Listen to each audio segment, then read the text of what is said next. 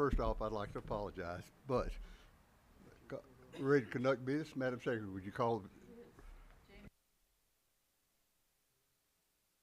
here?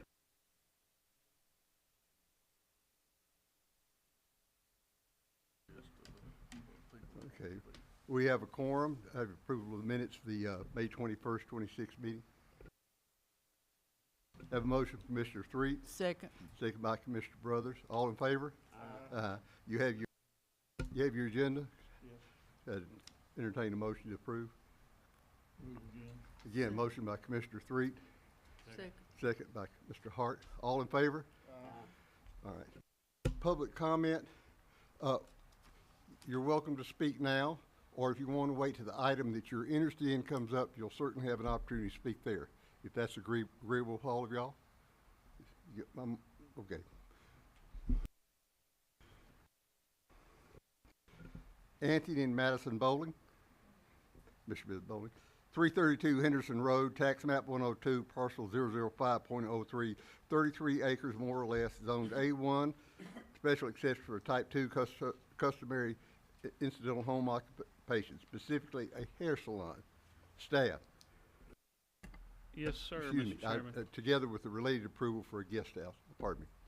Staff. All right, yeah, this one, it's, on its face, it seems, I guess, more simple, but it's actually because of the way that it's going to have to be done. I've listed 4 different applicable sections in the zoning ordinance for you guys for y'all study.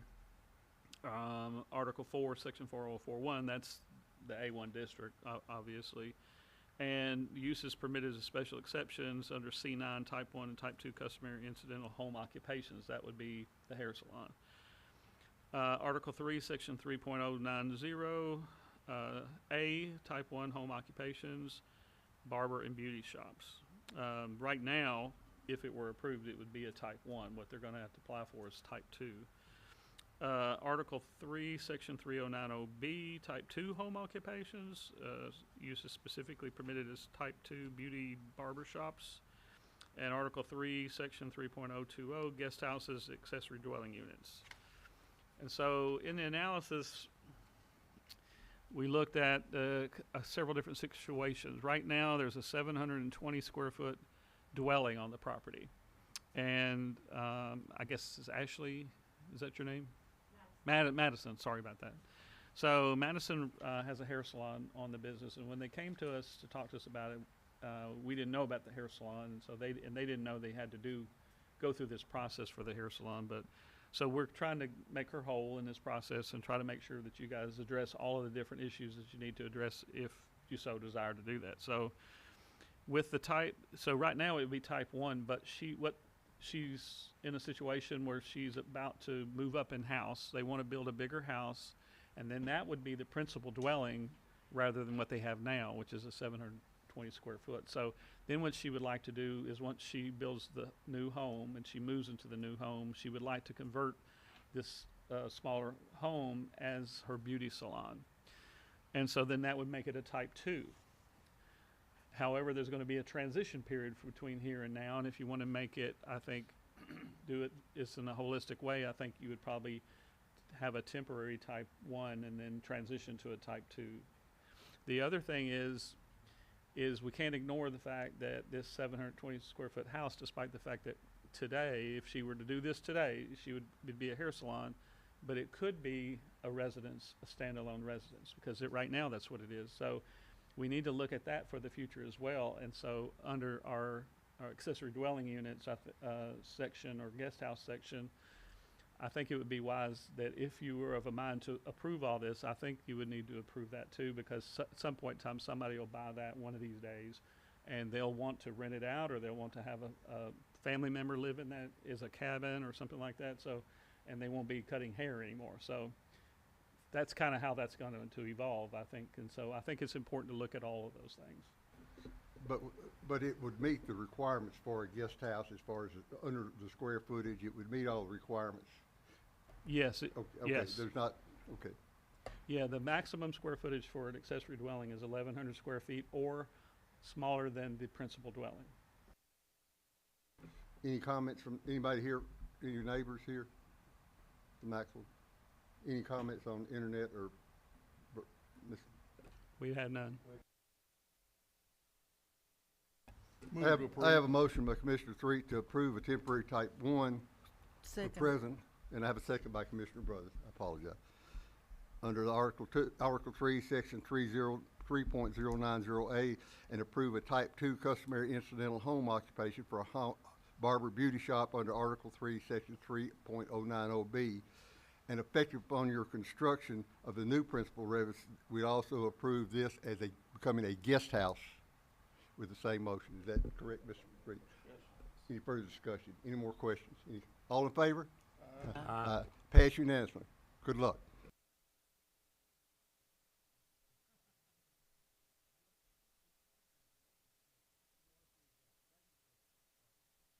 Taylor Larkin. Mr. Larkin, 274 Hannah Gap Road, tax map 130, parcel 009.00, 7 acres, A1, requests a special exception for a guest apartment within a proposed 40 by 40 shop building. Staff. Okay, this is a 40, this is a 40 foot by 40 foot shop that he wants to build, but he wants to put a 1-bedroom, guest quarters inside the shop, which does happen from time to time. The principal dwelling on the property is a 2,193 square foot, square feet of conditioned living space. There'd be no risk of this thing, the apartment exceeding the size of that. But I think, the thing, because you're gonna have a guest house, if you approve it, you would have a guest house inside of a 44 by 40 shop. And if it were expanded, it wouldn't be visible, it wouldn't be known. And so you might consider, when you have a motion, when you make the motion, to consider it to be no larger than 1,100 square feet. He's asking for 960 feet, but he would be able to go up to 1,100, and I think as long as you could approve the 960 and no larger than 1,100, you'd still stay within the regulations. As far as, in this question, as far as when building inspectors, the part of the building that's for living quarters would be subject to codes and building criteria, is that correct? Yes, when there's a residential unit inside of an otherwise different type of zoning shop, like a metal building or something like that, the apartment section has to follow the residential building code, and there has to be a firewall between the two occupancies. That way, if there's fuel and stuff like that stored inside the shop, then it's better. It mitigates the safety, the adverse condition of the fuel and stuff like that. Any neighbors for Mr. Larkin here? Any comments from the public on phone calls, emails on the subject? Any questions? Entertain a motion? Motion approved. I have a motion by Mr. Hart, second by Commissioner Threet, to approve a guest house up to 1,100 square feet. All in favor? Aye. Pass unanimous. Thank you, Mr. Larkin. Brandon and Kayla Woosley. Mr. and Ms. Woosley. 289 Mink Slide Road, tax map 051, parcel 0.11.05, 5 acres, zoned A1, a special exception for a guest house. Staff. Okay, we did actually have a phone call about this particular property. I'm not, and they may want to speak. Chris, anybody want to speak today? Okay. We've got two sign in with this, and for y'all, what we usually do, we read it into the record, staff makes a report, then we'll ask any questions to amplify staff, and then we'll give you all the opportunity to speak and ask questions. Sometimes in this process, it'll let you refine the questions you have or the objections or the concerns you have as we go through this process. But you'll have plenty of time. We'll give you time to speak at some point. But if you don't call me out on it, sometimes I get scattered. All right, staff, please. Okay, the applicants, they were requesting approval for a guest house and they provided a septic permit for a 2-bedroom guest house. And the septic permit is independent from the septic permit for the main dwelling, for the principal dwelling. The plans in totality show a structure of approximately 1,328 total square feet and approximately 930 square feet of heated living area. Article 3, Section 3.020D limits the maximum size of an accessory dwelling unit to 1,100 square feet. The regulation does not expressly state whether the maximum size applies to heated living area or total under roof. It doesn't say. That would be up to you to make that determination. I will say, though, however, the submitted plan appears to include a carport of approximately 18 feet by 20 feet, or approximately 320 total square feet, along with a front porch. If the board interprets the 1,100 square feet maximum to apply to the total area rather than the heated living area, the applicant may need to modify the plan by removing or revising the carport area to ensure compliance. Our recommendation is that pending neighbor complaints or information or whatever it is they plan to bring to the table, in and of itself, we don't have any objections to it. We're just concerned that the regulation may or may not determine whether or not he can have the carport on it or not. Correct me if I'm wrong, we've made special exceptions to guest houses, and I'm thinking of the guy from California that was building a 12,000 square foot house and wanted a 4,000 square foot guest house. Is that correct? Yes, you did. But, so we have made exceptions to that in the past, I think. Is that correct? Yes, you guys did. The house never got built, but yeah, you guys did. You guys did that. I But think, it's if I 'cause the remember, I think house- he was number 3 at Uncle Nearest, and we all know which way that went. So okay, all right, Miss Kristen Brown.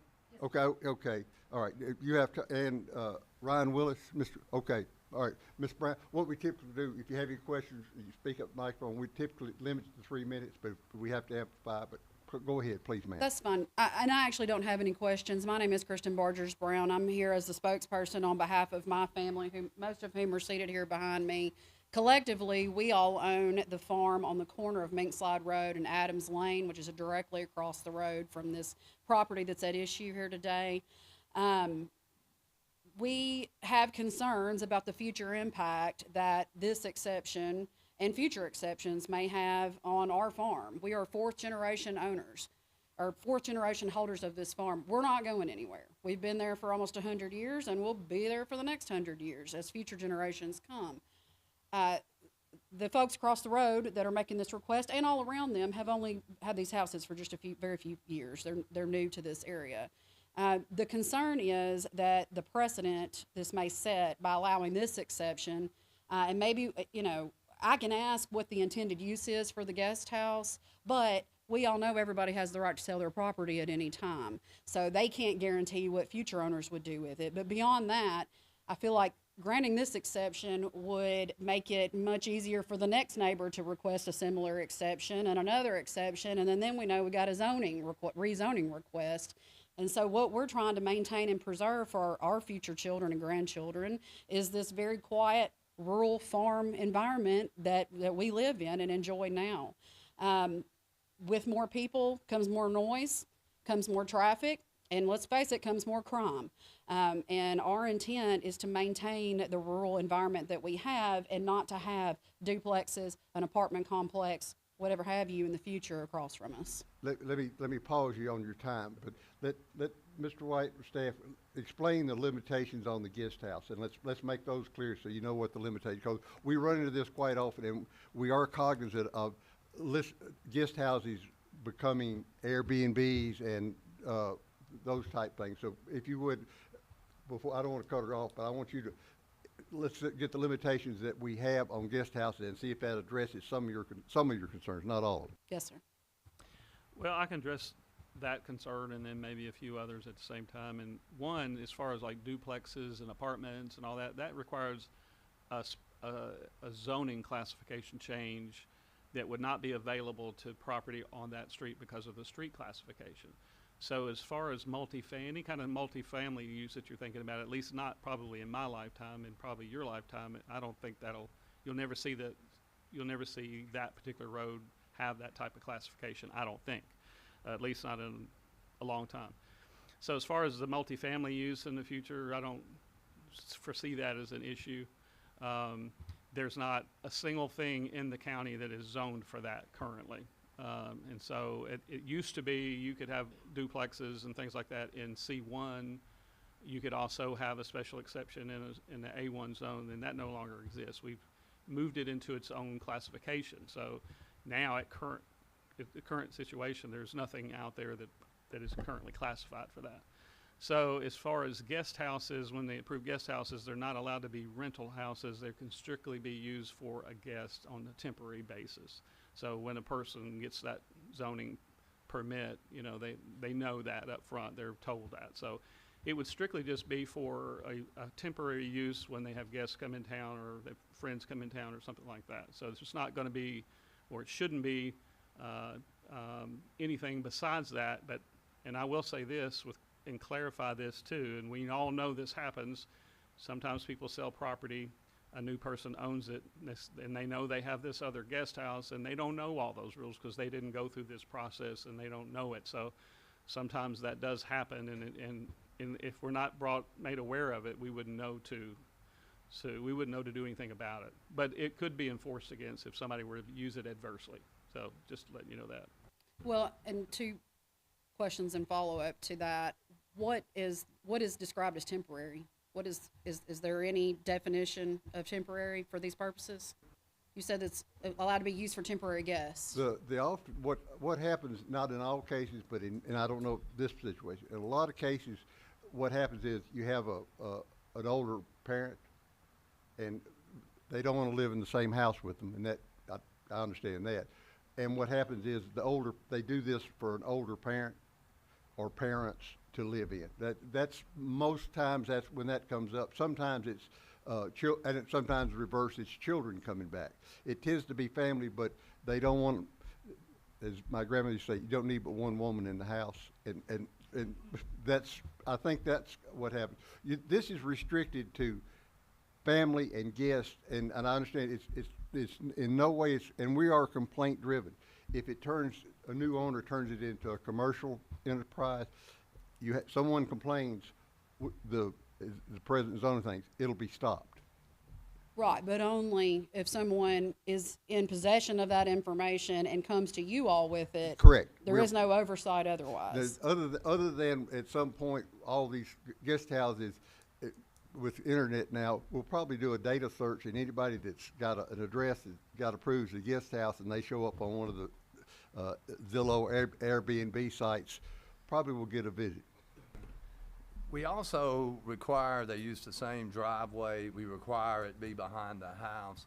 And so we have it in a way that the new owners, it's close to that house, and so it's less likely they would be willing to Airbnb something out. We don't allow it in different corners. But I think this gentleman would like to speak on. Nice to meet you guys. Sorry, we've never met on before. Completely understand the desire to keep it small town. We're from Tennessee ourselves. We're not from outside. So this is going to be for my mother-in-law. We don't plan on selling it. I know that's no trouble you guys. We could go out tomorrow and sell it. Just that is the approved for this is for my mother-in-law to live there. As you say, there's one woman in the house and she's going already, let alone have her mother-in-law. That was my grandmother. And I understand that these folks may not have any ill intent in their intended use for it, but again, it doesn't guarantee the future. And I understand what Mr. White is saying about it's unlikely that a zoning change would happen, but it's not impossible.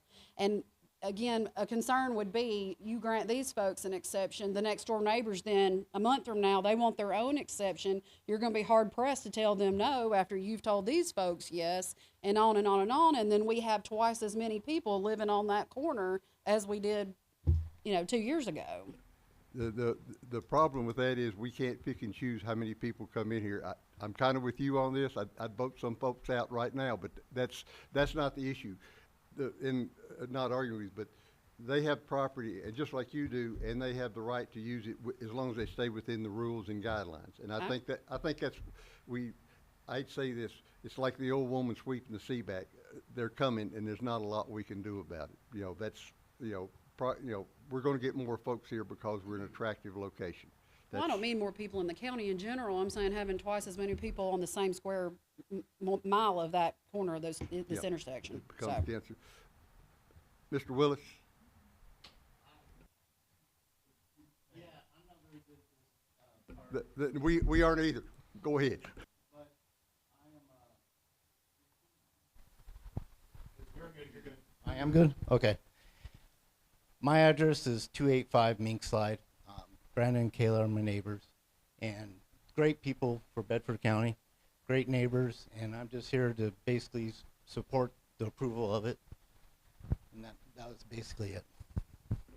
Thank you, Mr. Willis. You did a very good job. They own more than 1 acre, it could be, Oh. they can be a house. Mr. Threet's making the point that on our present zoning, depending on the layout of his 5 acres, he could cut up into, assuming his zoning, he could cut up into 5 1-acre tracts with 4 new houses or whatever, rather than, depending on, and I'm familiar with that area, he might not get as many perk sites he'd want down that area too, but I think that's Mr. Threet's point, that we have to look, our present zoning is 1-acre lots in A1 without any permission, as long as you meet frontage requirements. So the matter of density has already been decided by the county commission when they set the acres, the acreage lot sizes out in A1, which the original lot sizes in A1 was 15 acres. The minimum lot size in A1 was 15, and that was, at that time, it was to make it true agricultural, but instead it's evolved into 1-acre lots in A1. Anybody else have any questions? Any comments? Any other neighbors need to speak, want to speak?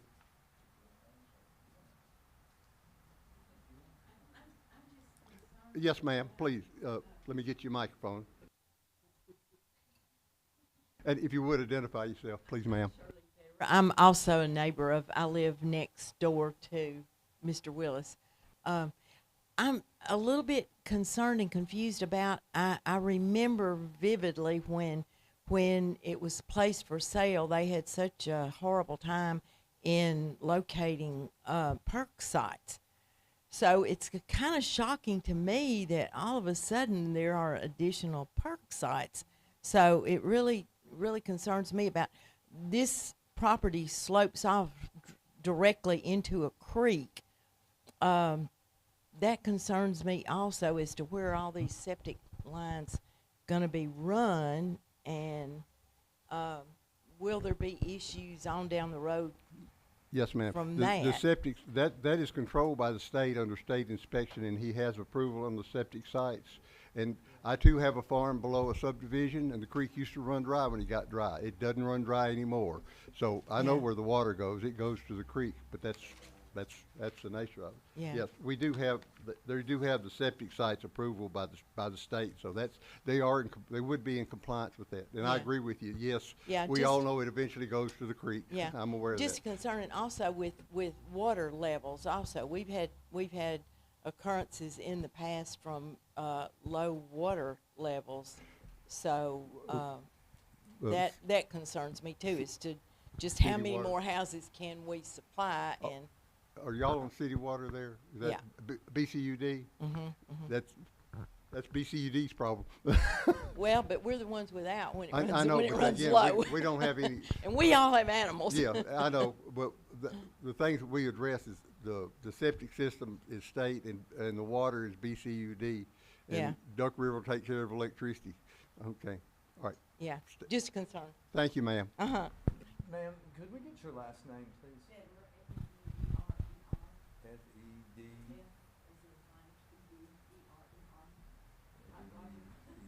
Thank you, ma'am. If approved, how soon are you planning on building?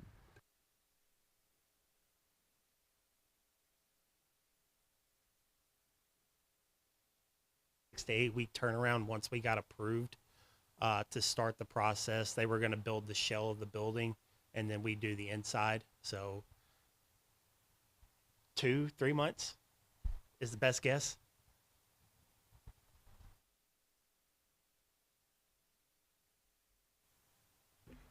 The other question is, and the board speak, what about the square footage with the attached patio or whatever? Do you want as it is now, it's 930 square feet of living space, but there would be 1,328 square feet, which would be within the requirements. It wouldn't be heated, but it would be under roof, not counting open porches or open porches, and that's where a carport, I think, would be classified. Okay, so it would be but that would still be within the. Their total house footprint's over 3,000 square feet. Okay, so they have a large enough house to. They have a large enough house, it's just that the 1,300 and then, what'd I say it was? 1328. 1328 is over 11, so it can only be 1,100 total, and the rule doesn't clarify, it doesn't distinguish between whether it's under roof or heated. That's going to be for you guys to have to determine that. Wanted to not have an attached carport, they could have the same thing. I've seen it done, they move it back a foot and you can't count it, so. Yeah, it would I'm have more to be 10 concerned with 10 foot livable away. place. Yeah, they could do it, it would have to be 10 feet away from the other one, which would probably be worse than, but anyway, that's up to you guys to determine that. Yes, ma'am. Max of 2. There's only one person, just our mother-in-law. That's it. Well, I guess that would be my question, why do you need 2 bedrooms? It's the plan only includes one. The septic site is only 2. So yeah. 1 bedroom is the house. I understand perfectly where you're coming from. I live right on the Bedford-Rutherford County line. I've got a subdivision with 150 houses that I can see from the backside of my place. There's one farm in between. It's in Rutherford County. And I know exactly where you're coming from. At the same time, we have a set of rules that we have no choice but to follow. And this falls within those rules. Consider yourself very fortunate that there's only one of them and not 150 of them. But there's nothing that we can do about these things. It's one today, but you approve, there's 3 houses built on the corner. So if each one of them had a house, then there's 6 houses on the corner. And again, that's why I wanted y'all to be cognizant of what the restrictions on the guest house. It's not another house. In other words, it's restricted in size and function. And if it becomes, that's, can we control everything? No, but we're talking fairly small areas of 1,100 square feet. We're not talking about putting up, and this is on a 5-acre tract, but those are the rules. If you want to restrict the rules more, that would be a thing for Planning Commission and the Board of Commissioners to address. We have, we try to stay within our rules. We get in trouble when we get outside of them. But we want to make y'all aware of what, if you see it's driven that they're not complying with the restrictions we put on by a guest house, then again, we are complaint driven. We by and large don't go out hunting trouble. Enough finds us on its own. So if they come in there, someone's approved or more of them are approved, and you say those aren't guest houses, they're turning into Airbnbs, party houses. Those are the things that we can address down the road. With y'all's pleasure. Have a motion by Tariq to approve, and what do we want to do on the 1,328 square feet? Do you want to restrict it to 1,100? Yes. Make sure that in your decision that you all define how you're going to define what you're going to. Thank you. Make sure you define how you're going to include it. Are you including the carport? Are you including the porch? What does that mean? Because right now it just says maximum square footage. So you need to make sure that that's recorded so that we'll know in the future how you are interpreting what has been passed by the county commission as the maximum size. So you all probably need to do that first before you actually then make a decision on their particular property. Because you're really interpreting the zoning We're making resolution right clear now. the interpretation of the square footage This is before really, we make the motion. that's Okay. exactly right. All It's two things that you're doing, yeah. Thank you, Ms. Schaffner. Let's do that first. Let's make a motion to determine, and again, they said 1,100 square feet, and we're restricting, I think, guest houses to one bedroom, is that correct? Yes, sir. So we're talking about a bedroom area, that it's not an unreasonable range, so, but I'd entertain a motion or discussion to define the square footage. What's y'all's pleasure? Concerned with the living area and the heated and cooled area. Heated, living, cooled area, Yes. not inclined porches. Right. Okay. Is that a clear enough definition for y'all's interpretation of staff? Okay. Okay. Have a motion by Commissioner Street that we consider the square footage as heated, cooled, living space that's within it, not including porches or carports, et cetera. Is that clear? Do I have a second? Second. I have a second by Commissioner Brothers. Are y'all ready to vote? Is that a clear motion? You got it, Barb? You got that? All in favor? Passed unanimously. All right, so you'd be restricted to your heated area to 1,100 square feet. All right, now, you want to, Same motion and all. okay, Commissioner Street makes a motion to approve the guest house restricted to 1,100 square feet of heated, cool space. Do I have a second? Second. I have a second by Mr. Hart. Y'all ready to vote? All in favor? All in favor? Pass unanimously. Thank you. Thank you for y'all's input. We appreciate it.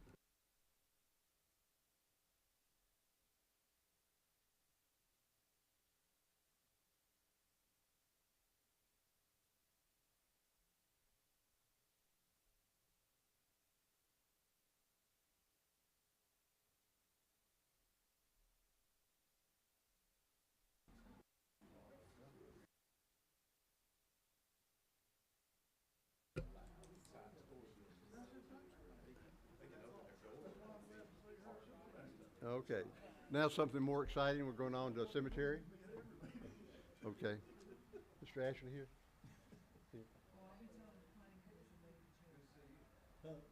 Mr. Ashley. Dominique Ashley Trust Foundation on New Hope Road, tax map 111, parcel 015.00, 166 acres, more or less, zoned A1. You want a special exception for a private family cemetery. Staff. Okay, the applicant requested an approval for a cemetery on a 166 acre parcel located at New Hope Road. The property also fronts Highway 130 East. One of the purposes of the cemetery standards that we have now is to ensure safe access, ingress, egress between the burial ground and the public road system. Staff recommends that any approval require access from the, if you were to approve it, for access from New Hope Road rather than Highway 130, as it looks like how it would access from a state highway with a curve in it very close to it. I think when you have a slow moving procession would probably be dangerous, I think. But if you get on New Hope, which is pretty easy trek to get over there, I think it's a rural road with not much traffic on it. I think it would make the perfect place to access the property from. And does that sound reasonable to you? Okay. I see the applicable regulations appear to address family burial grounds intended for the interment of family members of the property owner or owners.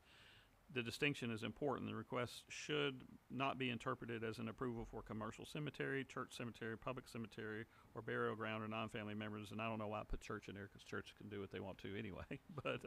But anyway, you know, when I get to writing, I get to writing. The parcel does not appear to contain a residence, although it looks like there's a trust and there's several parcels that are close to each other, and some do, maybe? I don't know. There's no residence on that parcel. Okay. Although it does contain a structure with an apparent alternate use. Staff does not interpret the regulations as requiring a residence on the parcel for the approval of family burial ground. However, the board should make clear that any approval is limited to private family burial ground and does not authorize commercial cemetery activity or burial of non-family members. Now, it does, I think the regulations do allow, what's the word, Ginger, for segmentation or something? I don't know, when you have spouses and whatnot. It does allow that, but I mean, but basically it's a family cemetery, so you get that, right? So anyway, we have no objection to it as long as he's complies with all of our regulations. We do have a pretty comprehensive set of standards, and you would just get with your surveyor, and they would go through our regulations, and they would develop a site plan that is based on those regulations.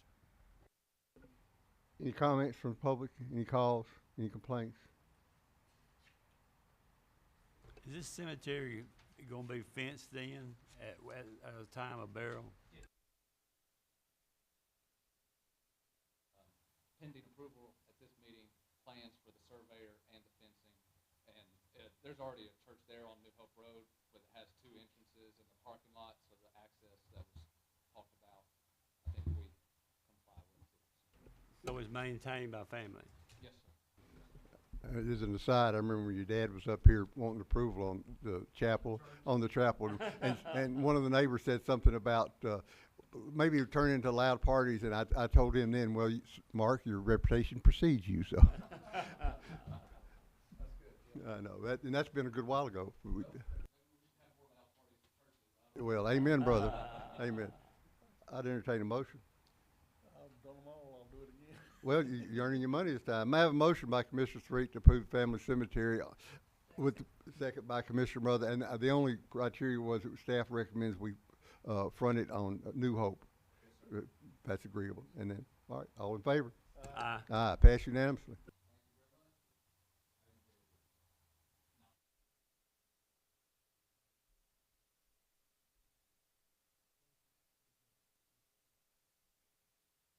Staff, you got anything else? No, sir. Oh, bylaws. Yeah. You gonna vote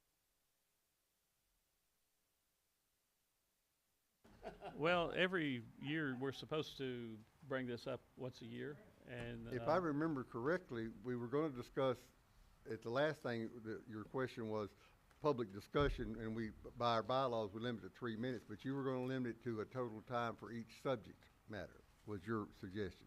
And if I remember correctly, Commissioner Threet said, when they're up here, they wanna talk, even if they're not happy when they leave. Yeah, I think, Ma'am? yeah, so.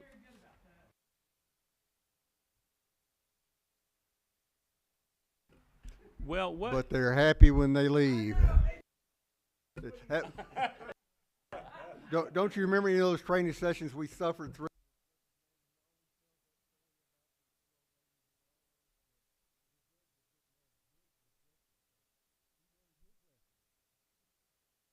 Yes, that is something we have to suffer through, I think, but that's up to the board to set that.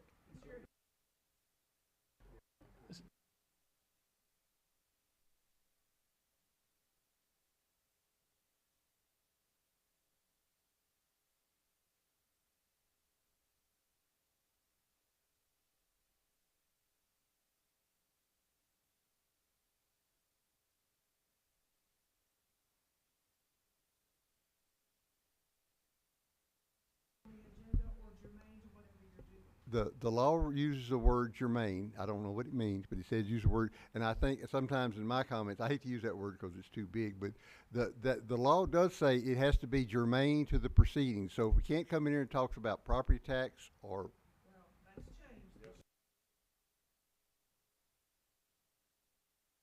That would be germane.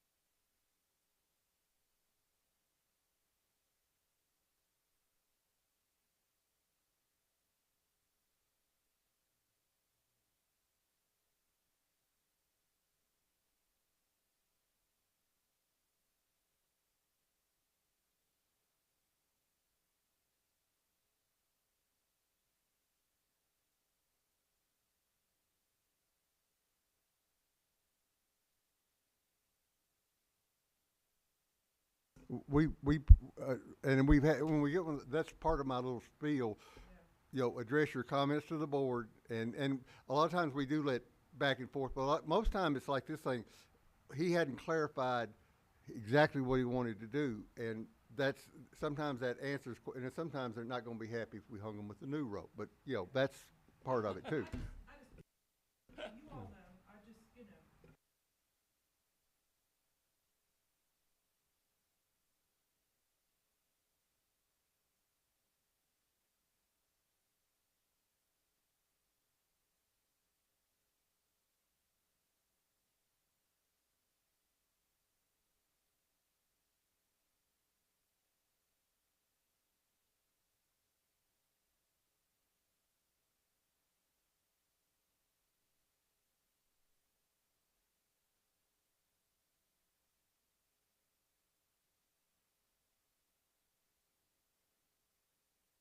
Somebody just complaining about it doesn't mean.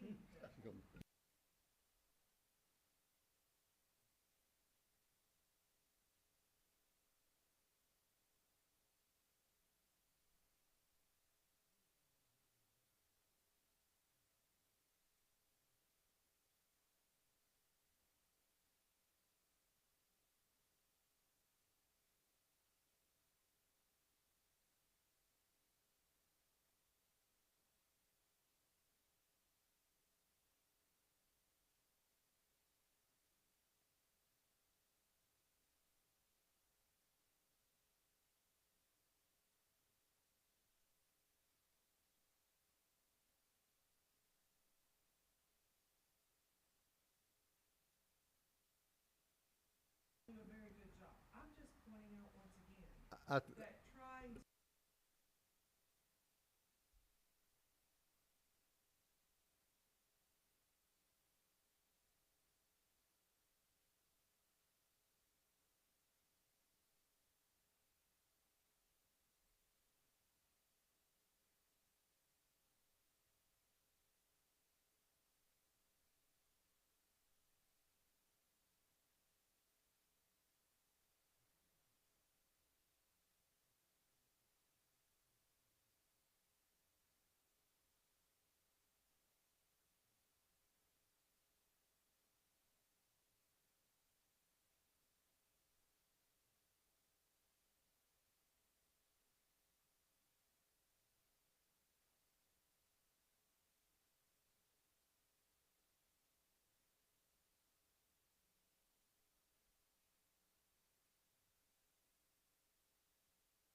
That's always the rubbish, when, and I know what the law says, facts, an engineer gives a fact, but someone comes in and says, there's a sinkhole on the property. That's a fact.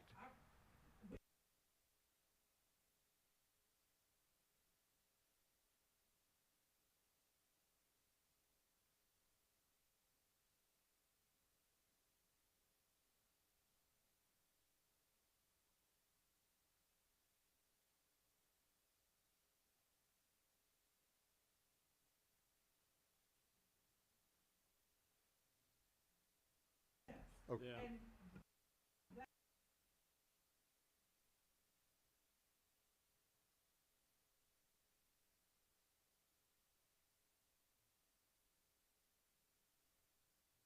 I'm pointing out again, we're talking about.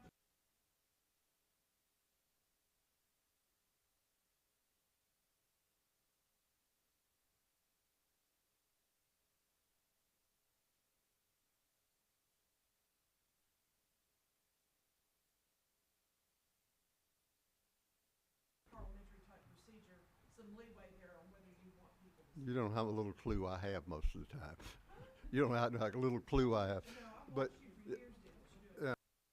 well, maybe it's time, maybe it's time to get out.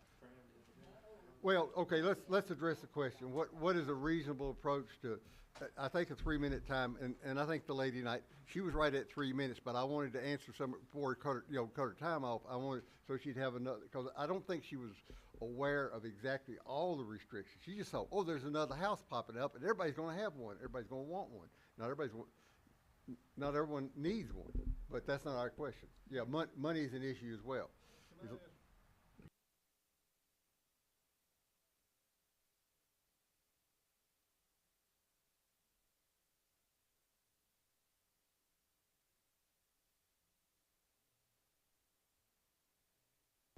So whenever Chris Brown is the one that called me, but he's just the son-in-law, so he really didn't know when he called me what his father-in-law was so upset about. He couldn't really describe it to me, so I didn't really know what his complaint would be. And he just said he would get back with me, or he'd just see me at the meeting tonight. So I really didn't have a means to try to talk him through anything and try to talk him off a cliff, because he wasn't the one who was really. I think the family that across the street was his in-laws who were concerned about it, and his wife's an attorney, and so she was the family spokesperson, I guess. Yeah. Yeah, she's an attorney. So yeah, I really didn't know. I didn't know what the complaint was. He had no idea. He just calling me. He's like, I know my family doesn't want this. It's just like this guy here is building one for his mother-in-law. He had no idea either, but when he said how soon, his wife's back there getting another answer in the head besides what he was getting. I know, that's what And You're trying to put him on. and All right. aside, Let's in get back addition, to the issue. How do you want to address? How does the board want to address it? you come up with? Yeah, that's what I'm wanting them. I don't have them in charge. I want them to kind so of make just keep in mind, I didn't put this on. It's not on the agenda to have a vote tonight. I have to advertise it differently if we're going to have a vote. I just wanted to have a discussion. You got to make. Yeah, that's what we're discussing about. Is So the reason why, let me tell you why.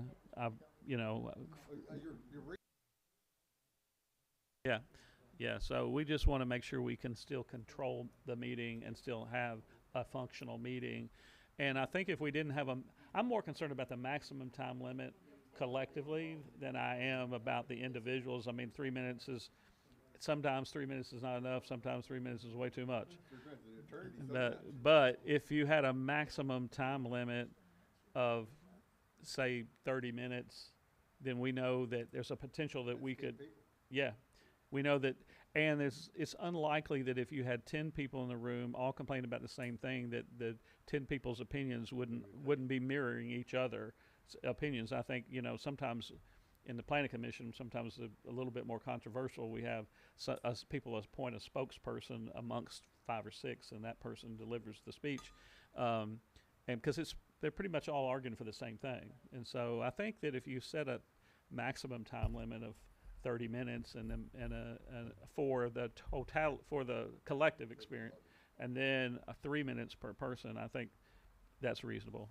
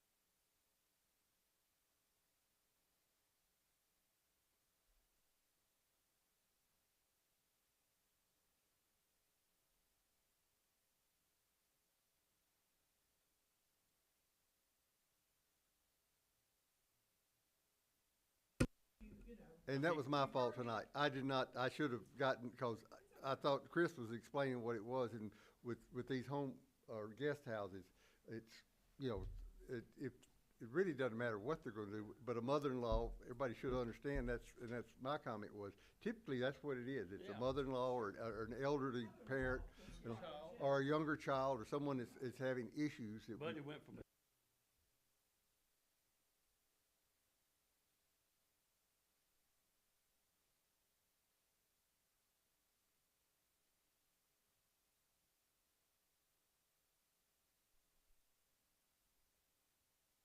yes, yeah, that, and I think was.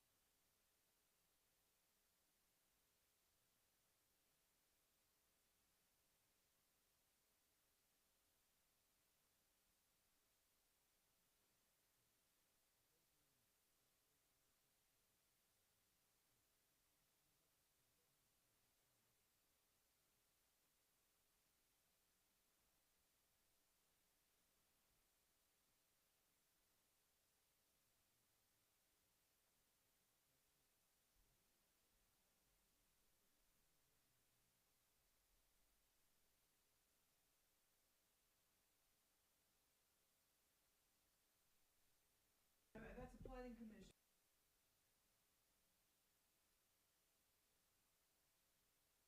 Well, yeah, I know where it came from. It came from Randy Head, and, yeah, and he's gonna move, he wanted to move his mother-in-law that was trustee, Polly Frazier, in, so we needed a guest house, because she's getting older. Of course, Polly just looked at it and said, I'm not moving in a guest, I'm gonna stay in my own house.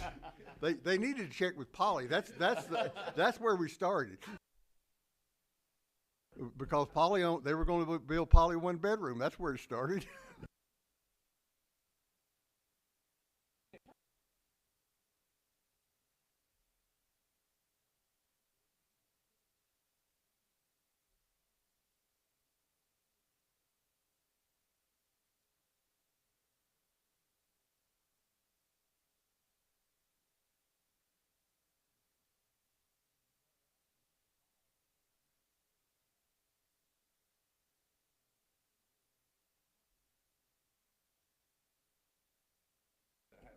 Unless you're a guy from California with enough money to burn a wet mule, then you've done that, yeah. Yeah, okay, all right. Have we given you enough guidance to kind of come back with some rules and and I agree with what you're saying, the public comment period, you can restrict that pretty hard thing. I think our rule still is on our, and we could let it carry over. I think that's, Barbara, that'll fall is to maybe go down and get some pointers, but that gives us guidelines so we can have a game plan if we've got lots of people that want to sign up, and we'll have, those issues are gonna come up, whatever. That's part of it.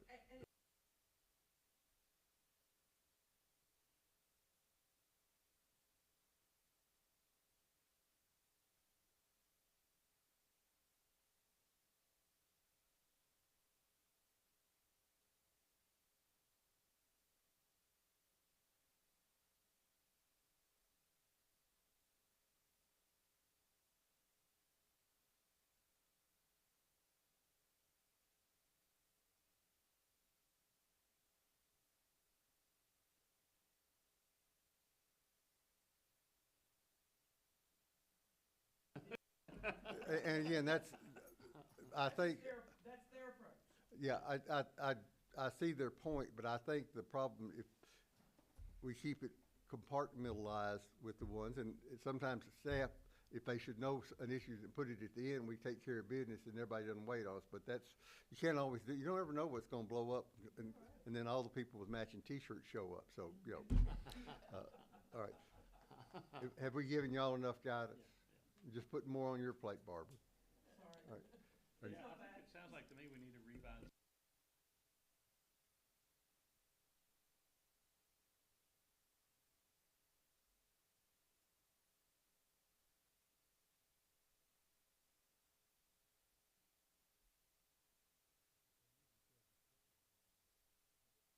But I think that's what they're doing to identify, and I didn't know the part of the law where we have to give opposing views on both of them.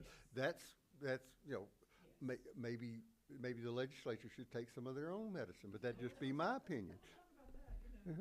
That'd be just.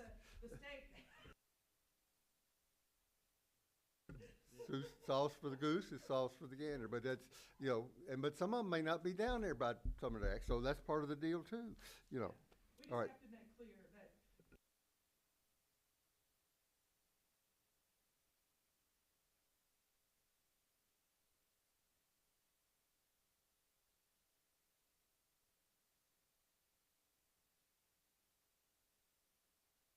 I think your comment, the chairman and/or body as a whole can extend that time limit. That's, you know, to put that flexibility in there so you feel like it, as you say, if you read the crowd, say, more people want to speak, it's, you know.